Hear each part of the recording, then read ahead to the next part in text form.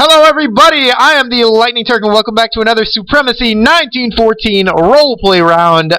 Today's round is game 1656652. Unfortunately, this round has not begun yet because the person who made it an 85 player map where the game starts where, like when all the players join the round, which means there needs to be 85 active role players within this round. At the moment, from what I know, there should be only 8. Yep, there are only 8 empty spots left, so please, I recommend you join it for the sake of role players starting a round. Yeah, the password is Doom, and you know the game number already, and yeah, honestly, once this game starts, I'll be doing a series on it, just like I did on the other one. Well, at least I tried to do. This time, it'll be successful. So, a few things before I start talking about the round, is that it's got certain rules, since it is a role-play round, and these rules are pretty intricate. So, I have to read through the rules. I might as well do it. Please read the following rules. The rules are designed to try to maximize the roleplay experience and add more realism to the game. All players are expected to know and abide by them. Ignorance will not be tolerated as an excuse to do whatever the hell you want. This round is designed to be extremely unfair to those who are here for easy points. Yes, it may be ranked, however, it is a roleplay round. Come on, do your best. So, first of all is War and Peace. Firstly, war is allowed. However, all wars must have a cause. It is not allowed to declare war without posting at least something on the Daily European, the newspaper over there. And while there are a wide range of roleplay options for starting a war, please keep it realistic. A nation would not go to war with a nation if it was friendly with yesterday. Sorry, I just can't speak. A nation would not go to war with a nation it was friendly with yesterday simply because a border guard got accidentally shot or something. As a general rule, please keep in mind that good roleplay buildup occurs over a period of days rather than hours. That is a really, really good point, honestly. Spoils from war are restricted to a 3-province gain except for permanence AI nations. You may trade whatever the hell you want as a part of the peace agreement. However, the winner should only gain 3 provinces as a result. So basically, province limits through war is 3 provinces. Once a war begins, it continues until A, 1 nation surrenders, or B, 3 provinces are taken. If a nation surrenders with a public DE statement, Daily European newspaper, the winner is required to uphold a ceasefire while peace negotiations commence, whereupon the victor can request whatever the hell he wants, land and resources to be sure, but try to think beyond that as well. For example, a diplomatic pledge of some sort. It is in the best interest of the loser nation to make the winner agree to a period of truce, basically lasting days or maybe weeks, up to you. But that is not required. For former human nations, they are off limits to attack for 7 days after a war. Basically, he means AI. So you can attack an AI for up to 7 days after you've already attacked it and taken the required amount of provinces, which is 3. If 3 provinces are taken, which is the maximum for any war, the conqueror must halt his advance and demand surrender on the Daily European. If the other nation refuses, the war can continue. However, the winner will still be kept to the 3-province limit. This might sound unfair, but think of it this way. Even though you can only keep 3 if you captured more, when you do negotiate peace, you are in a better bargaining position because you don't have to ask for the provinces you want to have if you've already captured them. The other nation might also be more willing to let go of those provinces to get his resources back. That's, again, a good point. Alliances. Alliances are expected to form through the course of this game, and so there is balancing to ensure that no giant blocks or coalitions form. Alliances may go to war together, but the alliance is restricted to the 3-province limit. For example, that means that an alliance of 5 nations against 1 nation can only capture 3 territories from their enemy. 3 territories as a whole. Through the course of the war, basically. How those 3 territories are divided up is left to the alliance itself. For the alliance versus alliance wars, the winning alliance can take 3 territories times the number of opponent nations. So, for example, if an alliance of 3 nations can take 6 provinces from an alliance of 2 nations, then an alliance of 2 nations can take 9 provinces from that alliance of 3 nations. If a member of an alliance wants to negotiate a separate peace, that is possible, and the max loss for that individual nation would be 3 provinces. So there are positives and negatives about joining alliances rather than working on your own. It's your choice. As a special note, jumping in on someone else's war automatically puts you into an alliance with one side. The same alliance rules apply. As a reminder, none of these applies to non-role players. Sorry. If a nation that's not role-playing starts a war for no reason, his complete elimination is not only allowed, but preferred and recommended. War aims. When you declare war or have war declared on you, and only during this honor period, you have the option of posting in the Daily European your war aims, or what your country hopes to gain through a victory. Through all of your war aims, my bad, dyslexia. Though all of your war aims may not necessarily be purely territorial, one might state, for example, the desire to force political change on your target. Stating territorial ambitions gives you an extra bonus if you capture all the regions that you state in your war aims. A countdown timer begins. Your opponent has 3 days or 72 hours to recapture all or at least part of the territory and/or territories. Whether you have 1, 2, or 3 provinces stated in your war aims, you must hold all of them without interruption for those 72 hours. If you do, the war is over at a ceasefire. At a ceasefire at minimum. I swear to God. But in any case, there has to be a roleplay before the war can start up again. This is quite a bit of information. However, it's good to state. I'm going to read through all of this because why the fuck not? The benefit of declaring your war aims is that you can try for a quick skirmish instead of a protracted conflict. It might behoove you to limit your ambitions to the 1 province you really want rather than taking 3, because keeping 3 provinces from being recaptured is way harder than keeping 1. The downside of declaring your war aims is that you are restricted to them when it comes time for peace. While you aren't obliged to invade only the regions you state, in fact, you needn't invade them all, at all, in the final peace you can't get anything more than the territories you declared in your war aims, regardless of how far you've advanced into enemy territory. The rest must be returned. Declaring your war aims is purely optional. Feel free to conduct the war without doing so.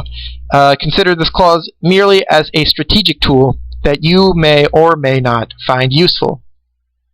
AI nations. It is a good idea to keep AI nations around because of the support they provide for the stock market, which means that it could be in the best interest of the majority to keep them around and protect them. However, that choice will be left up to the whole of the role players within this round. AI nations are subject to the same rules about requiring roleplay to start the war, meaning you have to do, you have to post beforehand, and actually state a legitimate reason. However, besides that, there are no rules to wars with AI nations, except for nations where the human player has left. They will still be treated as human nations. For all AI nations, if you want to keep one from being conquered for whatever reason, you must declare that you are protecting the nation before the war starts, and give a roleplay reason for doing so. This roleplay must be developed over a reasonable period of time. One post suddenly declaring an alliance won't count, because it's both unrealistic and unfair to the person roleplaying an invasion. But once the alliance is set up, if that nation is then attacked, you will have an automatic reason to declare war, a casus belli if you will, without any further roleplay necessary.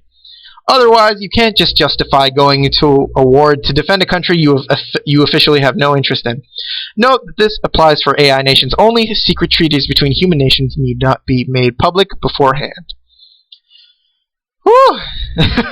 The United Nations. This game will include a rule-keeping organization known as the United Nations.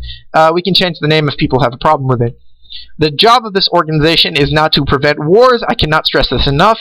If a war starts or a war is looming, then the UN is not responsible for stopping it as long as it's roleplayed.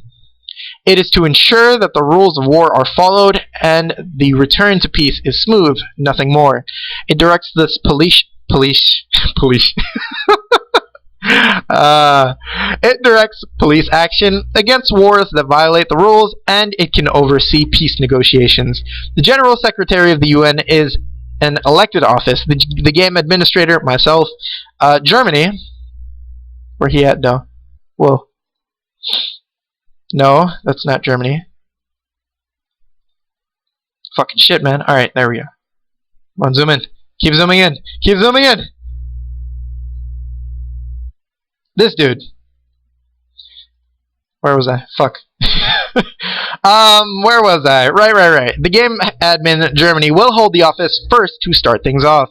Elections will occur on every 7th day, day 7, day 14. Anyone may submit their name for election the day before, but only active role-playing players should be considered for this post. The UN will be split into 4 units, each with its own minister. The minister will be the nation from the region on the daily European with the lowest power index score, so that being number 1 isn't everything.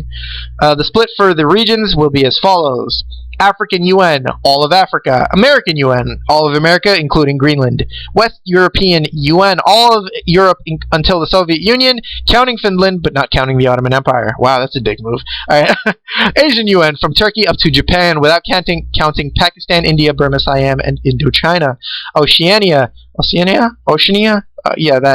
UN, from New Zealand up to the Southeast nation that will be named in the Asian UN? What? Okay, that'll be explained, basically. Each region's minister is expected to handle UN affairs for that region. If the minister is involved in the dispute, it will go to the General Secretary, basically. General Secretary, game admin.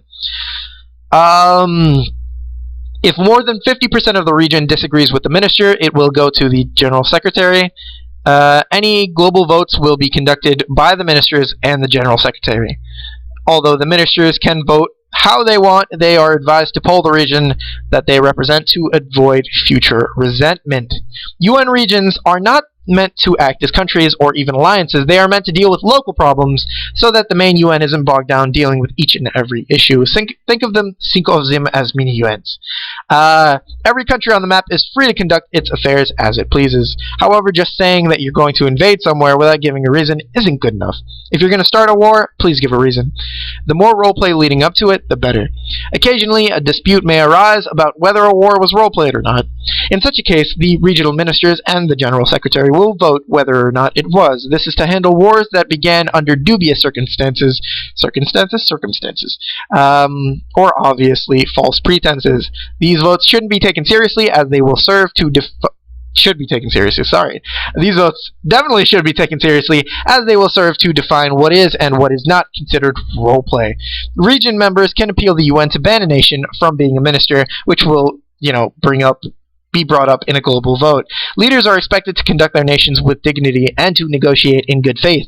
As such, it is not required that negotiation commence on the daily European, but for transparency, especially if one side has a complaint against the UN or for the UN, it might be advisable to put negotiations on the daily European, if you don't trust your enemy.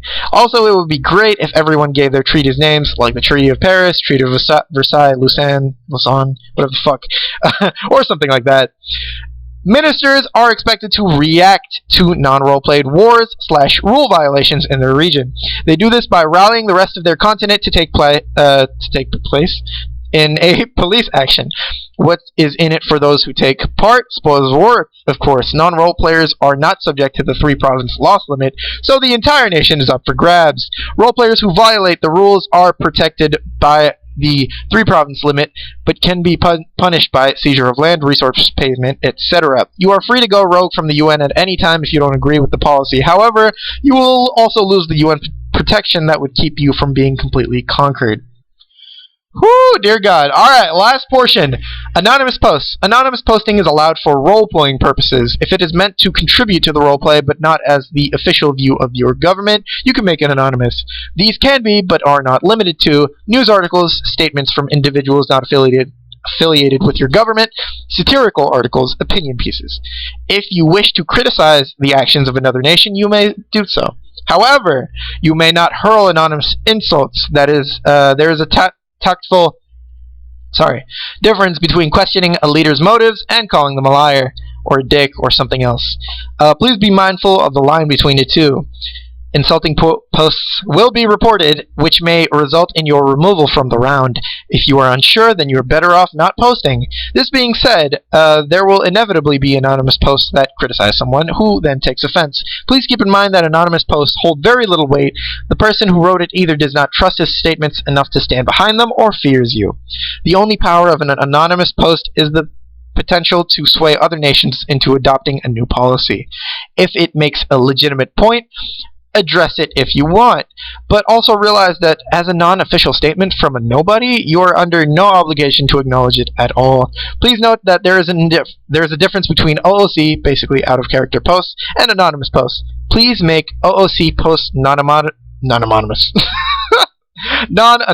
with an OOC tag in the heading. So yeah, guys, all of that is the rules for this roleplay round. I hope you guys enjoyed. Hear me a few times. I know I fucked up on multiple things, and if you guys are interested in actually reading the thing itself, it's on day 0 of the Daily European. At the bottom, it's a post by Germany. I hope you guys enjoyed this. If you guys are interested, please hop into this round. I want it to start, and I'm really excited, as I am East Turkestan, and I want to create a Turkish empire. So, yeah, I hope you guys enjoyed, guys. Guys. Peace.